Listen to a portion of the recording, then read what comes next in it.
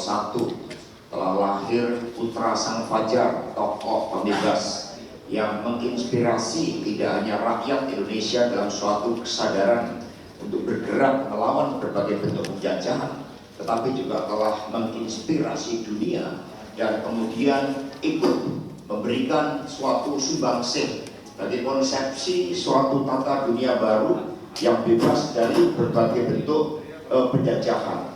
Saya di dalam buku terakhir dari Yuval Noah Harari, saya memberikan suatu kritik terhadap sejarawan itu karena dia menganggap bahwa Indonesia tidak memberikan suatu sumbangsih terhadap kemanusiaan bagi dunia. Padahal Bung Karno dalam seluruh gagasannya berbicara tentang kemerdekaan Indonesia itu bukan untuk semata-mata rakyat Indonesia, tetapi untuk membangun suatu persaudaraan dunia, Indonesia sebagai taman sarinya dunia. Dengan demikian, memahami Bung Karno dalam perspektif historis, kita juga harus mengkonstruksikan mengapa pemikiran-pemikiran Bung Karno itu lahir. Bung Karno berpesan kepada Pak Sidarto dan Subroto, ajudan yang terakhir, bahwa ide, gagasan, cita-cita itu tidak bisa dibunuh. Dan itulah yang terbukti dan selalu menjadi legacy dari Bung Karno, dan kita pun sebagai kader-kader partai harus membuat suatu legacy terhadap ide, gagasan, cita-cita, dan perjuangan apa yang bisa kita lakukan dengan inspirasi pemikiran Bung Karno tadi untuk kepentingan rakyat Indonesia dan juga dunia. Karena kalau kita lihat perjalanan dan sejarah pemikiran Bung Karno, benang merahnya itu luar biasa. Saya sangat beruntung mendampingi Ibu Mega karena mengetahui hal-hal yang sifatnya antologis terkait bagaimana Bung Karno juga menyiapkan Ibu Megawati Soekarno Putri menjadi seorang pemimpin. Saudara-saudara sekalian harus tahu bahwa praktis sejak tahun 1930 Bung Karno intens di dalam kehidupan penjara, dibuang di ND sampai tahun 38, dari 34-38, dan kemudian baru 42 setelah Jepang masuk. Berarti praktis lebih dari 12 tahun kehidupan Bung Karno, 14 tahun itu di penjara sebelum Indonesia merdeka, dan kemudian setelah Indonesia merdeka pun akibat pertarungan geopolitik, Bung Karno kembali diperlakukan dengan tidak adil, masuk ke tahanan rumah tanpa suatu proses pengadilan.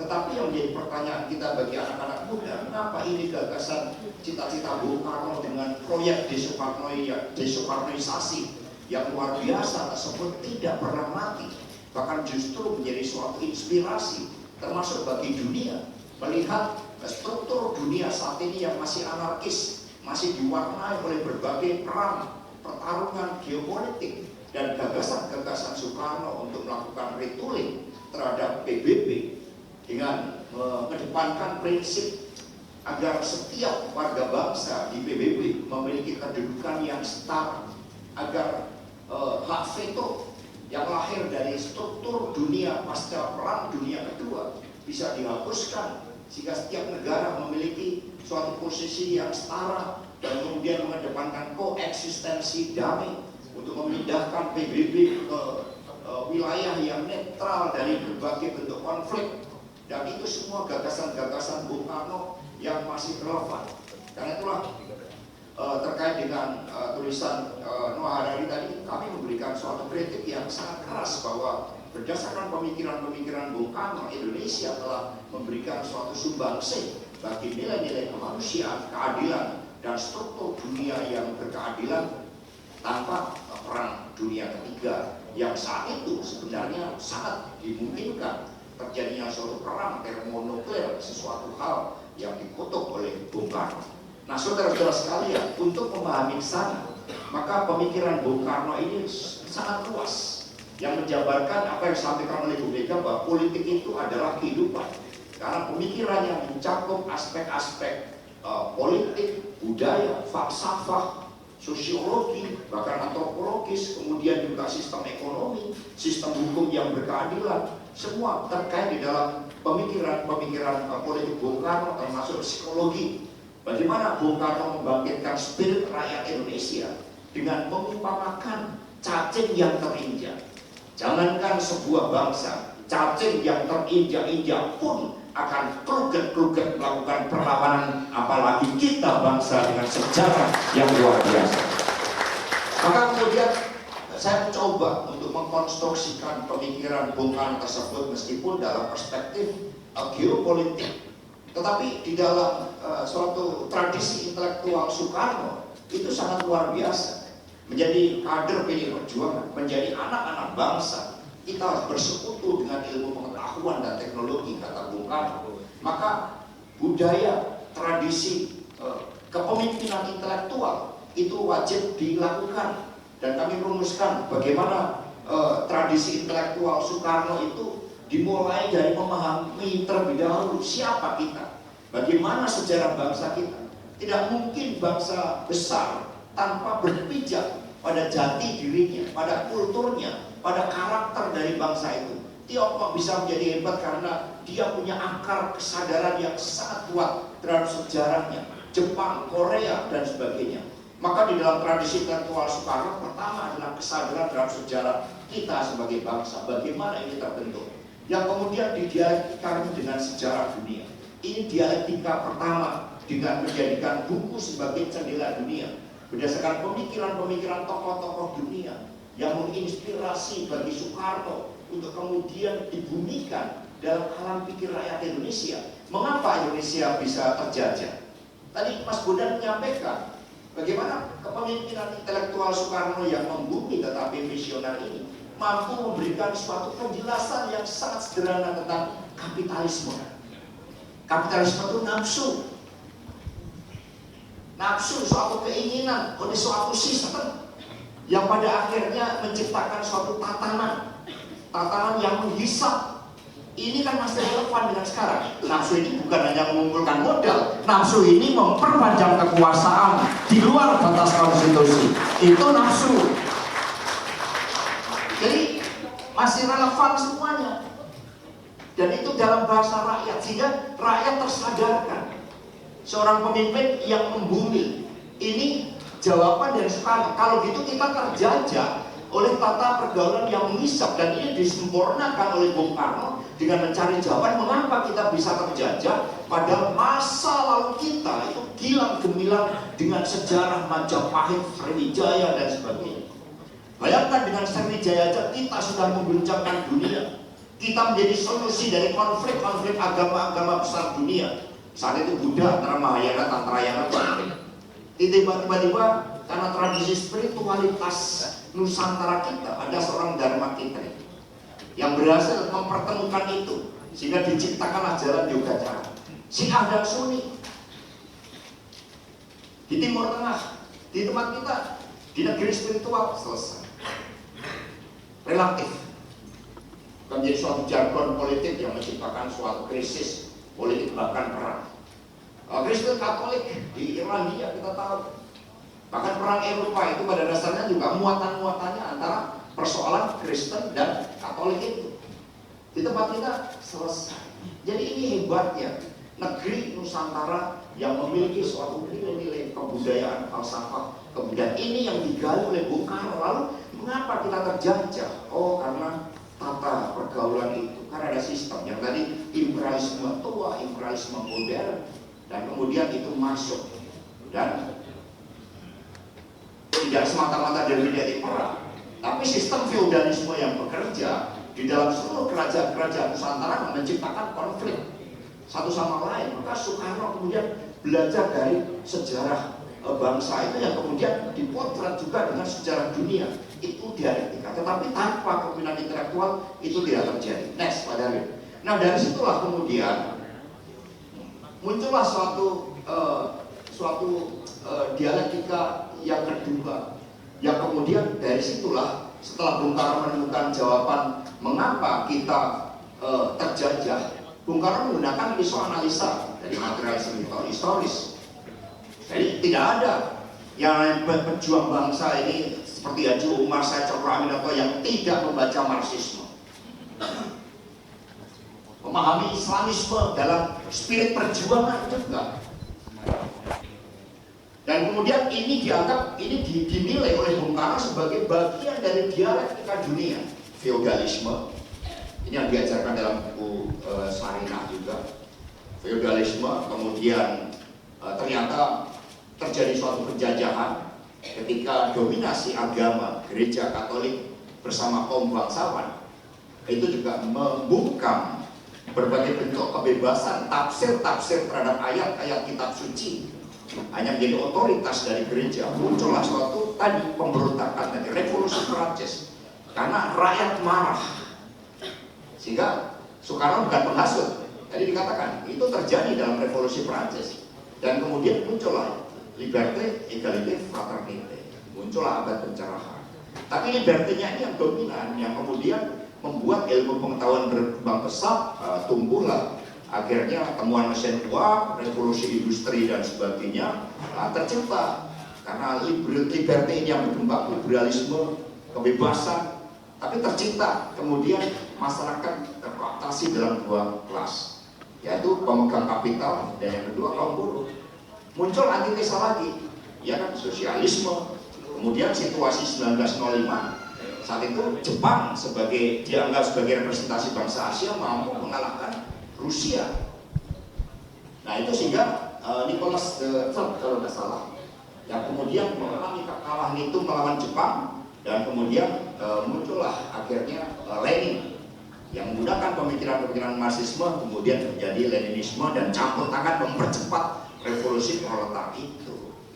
Nah terciptalah kemudian kapitalisme, liberalisme, sosialisme, komunisme, dan ini belum selesai kata Bung Karno.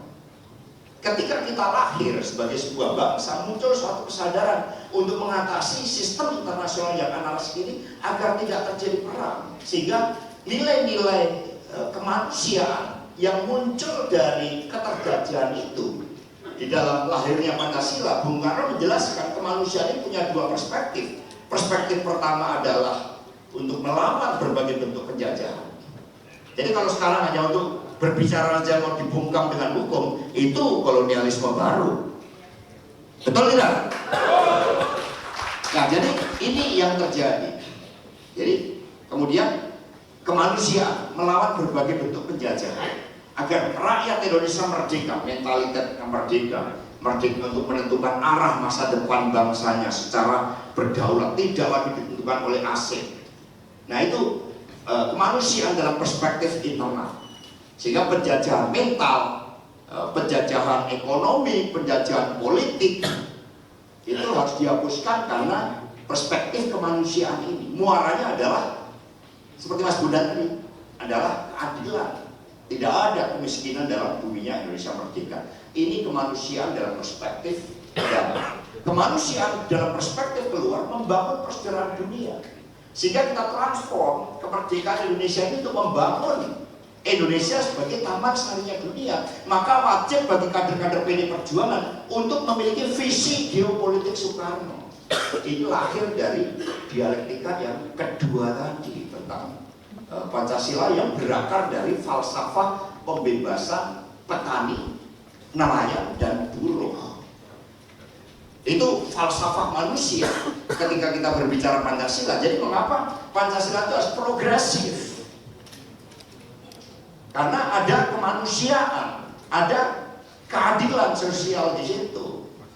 Nah, ketika kita membahas ketuhanan pun maknanya adalah ketuhanan dalam sifatnya yang gotong royong, saling hormat menghormati, gak ada egoisme agama, ketuhanan yang berkebudayaan. Itu muncul dari dialektika yang kedua tadi. Maka pemikiran-pemikiran Soekarno itu selalu menggabungkan tiga hal: society view, mengapa petani miskin, diangkat ke national view karena ini adalah tata pergaulan hidup yang mengisap tadi, diangkat ke worldwide view, atau sebaliknya dari worldwide view adanya kapitalisme, imperialisme modern masuk, kemudian Indonesia hanya menjadi daerah jajahan, hanya menjadi sumber bahan mentah, hanya menjadi suatu pasar bagi produk-produk luar. Itu melihatnya kalau dari luar ke dalam. Jadi kalau tambang sekarang dibagi-bagi, ini cara pandangnya masih cara pandang kolonialisme Belanda itu, bukan cara pandang pembebasan ala Bung Karno. Di situ lalu muncul society view. Nah, dari sinilah muncul suatu gagasan-gagasan tadi tentang Pancasila. Jadi Pancasila itu bukan hanya pemersatu bangsa, bukan hanya falsafah bangsa, bukan the way of life-nya bangsa, tetapi Pancasila adalah cara pandang kita, ideologi geopolitik Indonesia untuk membangun tata dunia baru, to build the world anew. Itu dong cara melihat. Nah, ini kemudian dikonstruksikan lebih lanjut bahwa yang namanya pengikut-pengikut Bung Karno harus punya suatu ide, the power of idea. Ketika Soekarno membaca buku Realitas tadi dalam dialektika pertama dan kedua, bahwa kita punya sejarah yang gemilang, kita bisa merdeka. Maka idenya apa? Kita harus merdeka sekarang, dan sekarang. Sehingga Bung Karno mendirikan PNI dengan prinsip non-cooperation. Karena diperlukan suatu upaya mempercepat kesadaran massa dengan melakukan pendidikan politik. Setiap Rabu, Bung Karno menjadikan kantor PNI sebagai pusat pendidikan rakyat agar sadar mengapa kita terjajah dan rakyat punya hak berbicara, bukan dibungkam dengan bansos. Itu yang terjadi. Betul? Nah, itu jadi ide. Maka Bung Karno, kita bisa merdeka agar rakyat ada imajinasi, digambarkan kemerdekaan kita adalah jembatan emas.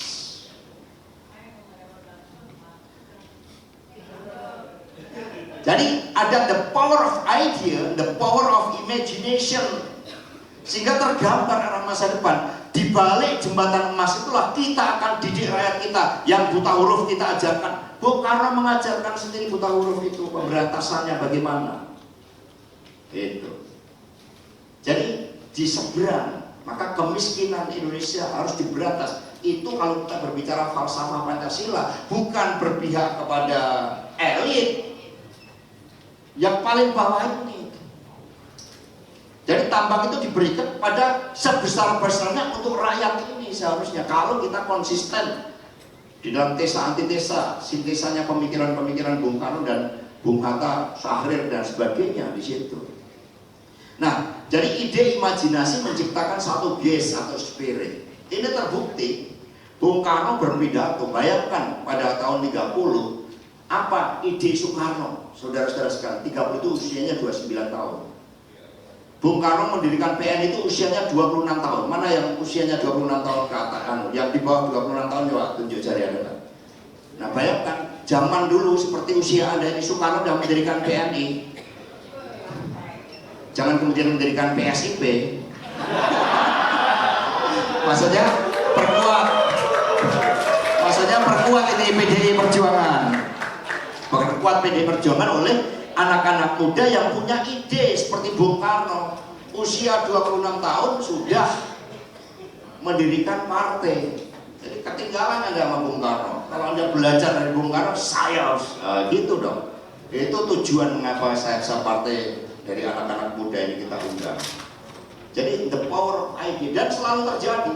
Tahun 30 Soekarno punya imajinasi Indonesia itu seperti ini, Pak Darwin tayangkan. Jadi Indonesia dalam bayangan Soekarno saat itu termasuk Filipina. Ini imajinasi, karena dia belajar dari kesadaran historis tadi. Oh, sudah ada antara kerajaan di Kalimantan Utara itu kaitannya dengan Sulu dengan Filipina. Oh, sudah ada kaitannya antara Ternate Tidore dengan Irian Barat. Maka mengapa Irian Barat harus menjadi bagian dari kita? Pak Darwin cepet, ini tayangannya kok biasanya lambat. Jadi Soekarno sudah punya ide pada tahun 30 tentang Pan-Indonesia.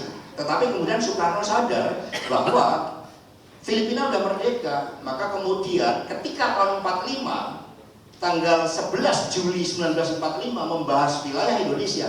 Wilayah Indonesia ini seperti ini. Ini imajinasi tadi, the power of idea. Bahwa Indonesia seperti ini. Baru the power of imagination, menciptakan gaze.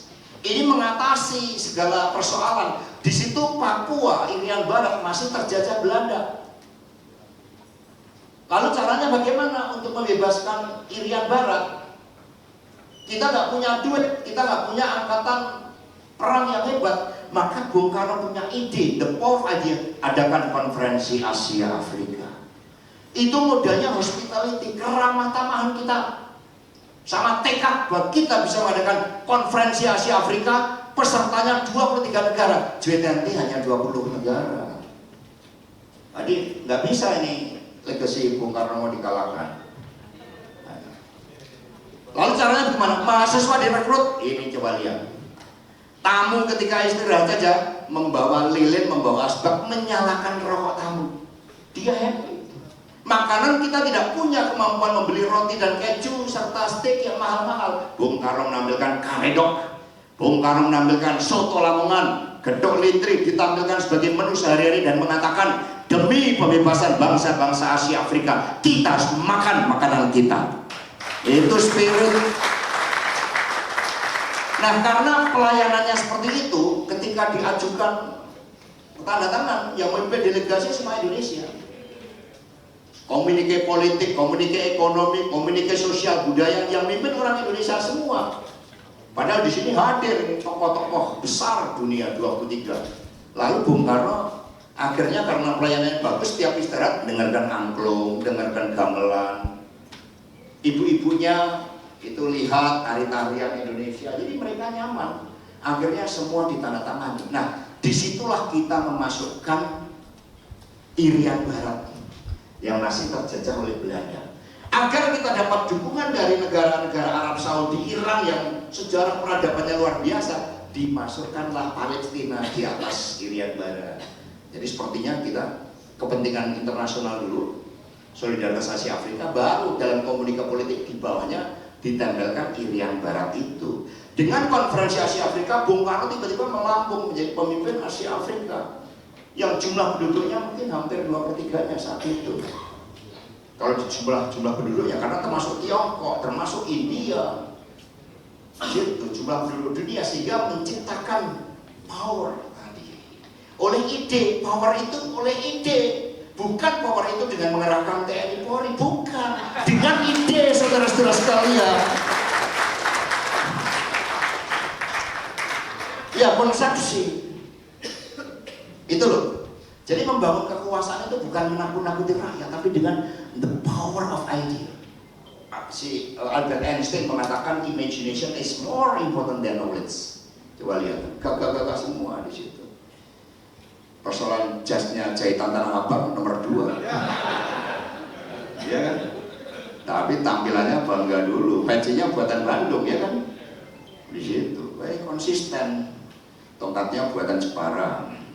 Nah, jadi ini kan kelihatan. Jadi kita ini punya pride, saudara-saudara sekalian. Maka dengan konferensi Asia Afrika itu, Bung Karno kemudian memasukkan agenda kepentingan nasional untuk memperjuangkan Irian Barat masuk. Dan kemudian di situ Soekarno melihat wilayah kita masih bolong-bolong, mau laut Jawa ke Kalimantan melalui laut internasional.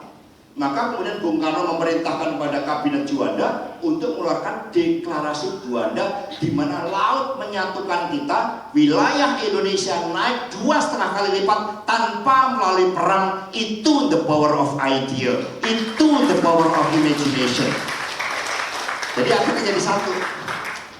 Tinggal Kalimantan yang di sana itu yang belum. Itu karena ada sedikit split pada saat 17 Agustus 45 karena Bung Karno diculik di Rengas Dengklok. Jadi Bung Karno sebelumnya pelantikan PPKI maaf, itu kan di Saigon. Ketika pulang mampir ke Singapura, itu bertemu itu dengan utusan Sabah Sarawak yang mau mengintegrasikan dengan kita. Tetapi karena diculik ke Rengas Dengklok, lupa ngabarin pakai telegram kalau kita mau merdeka. Itu ceritanya, cerita dari Bufat. Padahal di dalam keputusan kita 11 Juli itu semua masuk wilayah Indonesia yang di atas Sabah Sarawak itu. Nah, karena apa? Karena naskah teks proklamasi aja baru selesai dibuat jam 2.35 pagi. Jadi nggak sempat ngasih tahu Pak Boni. Di bawah todongan Jepang lagi. Gitu. Orang-orang muda yang mengatakan sampai nyulik Bung Karno, wah seperti sekarang. Ketika proklamasi diumumkan nggak berani datang, takut ketembak. Betul ini. Itu maka sejarah harus kita pahami. Yang gini-gini itu belum tentu ketika dihadapkan pada resiko kemudian berani tampil.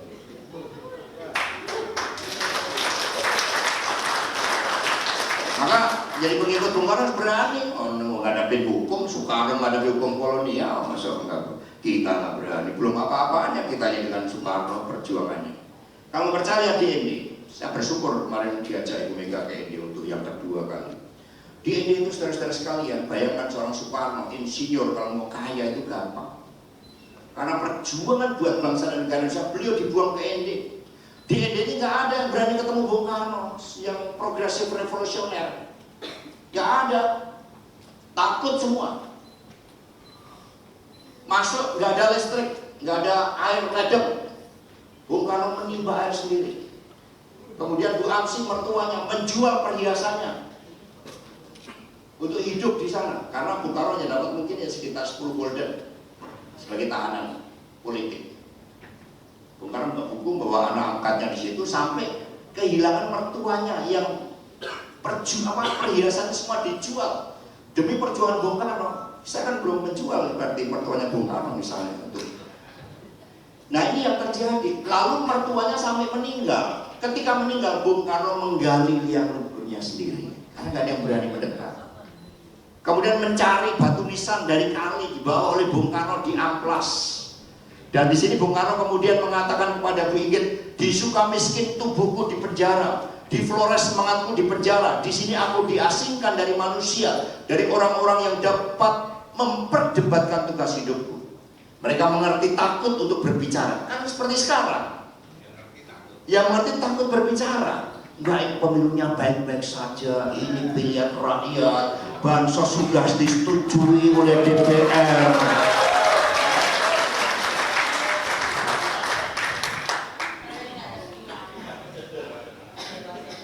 Mereka yang mau berbicara tidak mengerti. Itu, ini udah kehendak rakyat. Waduh. Ini kan lupa sejarah bangsa ini. Kita bangsa merdeka ini untuk bebas berbicara, bebas berserikat, bebas berkumpul, menyatakan pendapat. Bukan kok kemudian kita ditakut-takut lagi. Maka mau ditakut-takutin gitu. Takut Bu Mega di dalam pidato Rakernas penutupan, ketakutan adalah ilusi dan kita adalah manusia merdeka. Itu. Lalu kita lanjutkan. Mereka yang mau bicara tidak mengerti. Inilah tujuan sebenarnya dari pembuangan ini. Baiklah, kalau keadaan demikian, aku akan bekerja tanpa meminta bantuan orang-orang terpelajar yang picik ini.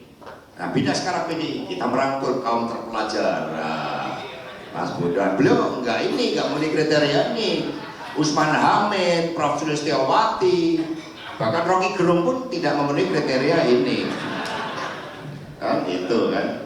Ini setelah kita sadar atas kekhilafan yang lalu. Nah ini, aku akan mendekati rakyat jelata yang paling bawah. Jadi pengikut Bung Karno bukan di tingkat elit, turun ke bawah. Ini baru Soekarnois. Orang-orang yang terlalu sederhana untuk memikirkan politik, orang-orang yang tidak dapat menulis dan merasa dirinya tidak kehilangan apa-apa. Dengan cara ini setidak-tidaknya ada orang yang bisa kuajak bicara. Bayangkan, Soekarno mencari orang hanya untuk diajak bicara. Masih mending saya bisa bicara seperti ini. Persoalan diperiksa Polda urusan lain.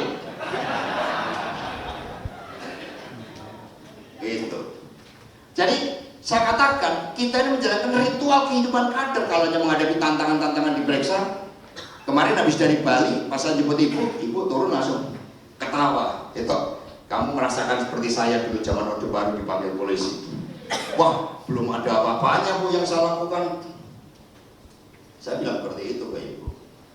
Tapi kita berbicara benar itu benar. Ketika kita pada punya keyakinan di situ. Bung Karno aja bisa berhadapan dengan kolonialisme Belanda. Gak punya apa-apa. Di situ. Nah, di situ. Aku membentuk lingkunganku sendiri dengan pemetik kelapa. Bayangkan ini insinyur, pejuang ITB, berbicara pemetik kelapa, sopir mobil, para pembantu yang tidak bekerja. Inilah kawan-kawanku. Pertama aku berkenal dengan kota, seorang nelayan. Setelah aku katakan padanya bahwa dia tidak ada larangan mengunjungiku, dia datang ke rumahku. Kemudian dia membawa darham, tukang jahit. Darham ini yang dilatih oleh Bung Karno bisa bahasa Indonesia. Sedikit yang bisa bahasa Bung Karno mengajarkan orang bisa belajar bahasa Indonesia. Lalu Bung Karno menuliskan tonil, sandiwara. Sandiwaranya Dr. Setan salah satunya. Itu untuk menggelorakan bahwa Indonesia yang mau dimatikan oleh kolonialisme masih ada jiwa yang hidup, yang bisa dihidupkan meskipun dengan merangkai jiwanya Pak Darham, jiwanya Pak Kota di situ. Setelah naskahnya selesai, nggak ada yang bisa baca. Maka Bung Karno membacakan untuk dihafalkan. Bayangkan perjuangan seorang Bung Karno. Jadi kalau saya nggak diintimidasi kayak gitu masih kecil dibanding perjuangan Bung Karno dan Bung Mega. Itu sendiri nggak ada masalah. Bung Karno juga sendiri di situ. Aku telah terpikir, tapi kemarin kan banyak yang mau nemenin. Pak Komar mau mengerahkan ribuan satgas.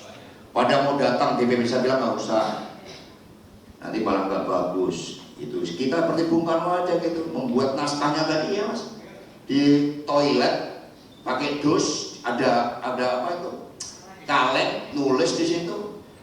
Saya masih mendapatkan kehormatan pakai bis, diliput wartawan gratis, kan masih kehormatan gitu. Dibandingkan dengan Bung Karno, saya bilang ke Pak Komar, Pak nggak usah kerahkan satgas, nggak usah DPP ikut. Tapi yang saya ikut yang punya historis, Pak Andre saja karena ND, beliau karena tahu sejarah hukum kolonial.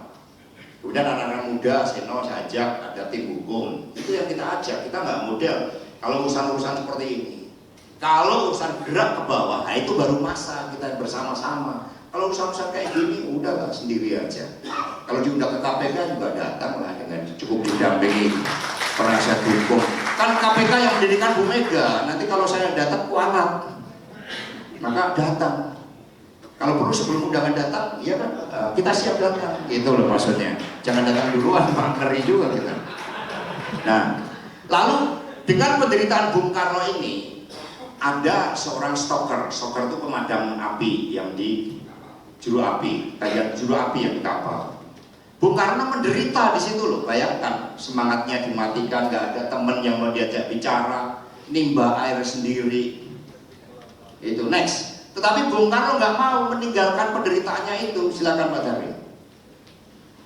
Ya Bung Karno nggak mau, lalu mengatakan, tidak dapatkah Bung Karno berjuang dengan cara rahasia? Mari kita bawa, kita selundupkan ke Surabaya. Kata Bung Karno, itu bukan cara Bung Karno. Aku dianggap sebagai lambang dan perjuangan kemerdekaan. Dengan tetap tinggal di sini, rakyat dapat menilai, berpikir tentang godaan untuk kabur dan memperbandingkan baik buruknya. Jadi aku dapat menilai, kalau kabur itu bagus enggak, buruknya apa, kata Bung Karno.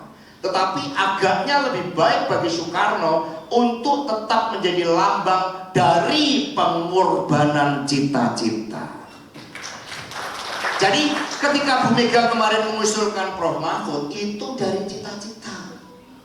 Agar nggak ada nepotisme, agar nggak ada KKN, agar pembagian tambang tidak serampangan, agar tidak ada korupsi timah 300 triliun kerugian negara, agar tidak ada bansos yang disalahgunakan, agar setiap anak Indonesia yang punya semangat juang bisa menjadi presiden tanpa memikirkan siapa bapaknya. Itu tujuan Prof Mahfud, dicalonkan oleh ibu, melakukan reformasi sistem hukum. Tapi begitu kita menghadapi hambatan, kita pakai ayat Bung Karno ini. Kita menjadi bagian dari pengorbanan cita-cita. Tetapi Satyam Eva Jayate, kebenaran pasti akan menang. Betul tidak? Nah next lagi, ini saya coba, ini cara orang yang berani itu seperti itu, dengan tulisan kalau perlu. Next, yang dengan Belanda. Jadi Soekarno kemudian dengan penderitaan DND, bukan kok mentalnya mengerucut. Ini yang membuat kemarin karena saya spirit dari ND ini. Next, Pak Darwin yang sikap dengan Belanda, yang Belanda dengan mentega dan keju itu.